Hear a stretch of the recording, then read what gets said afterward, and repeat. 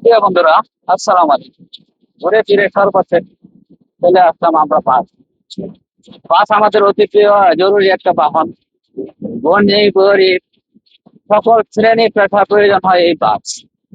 বাসে যাতায়াত আমাদের খুব গুরুত্বপূর্ণ একটা জিনিস।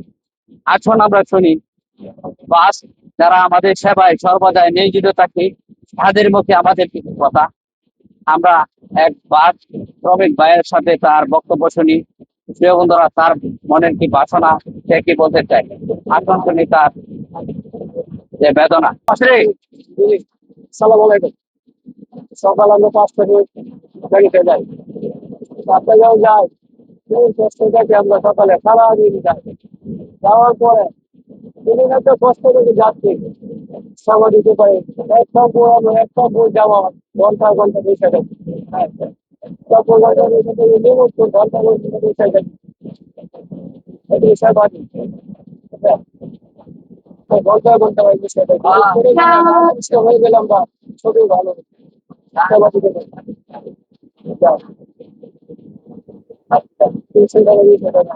রাস্তা দু রাস্তা রাস্তা বা 20 মিনিট লাগবে। এটা কষ্ট।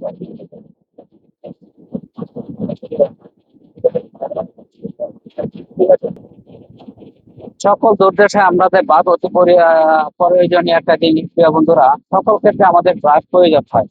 ধনী গরিব সব মানুষের প্রয়োজন।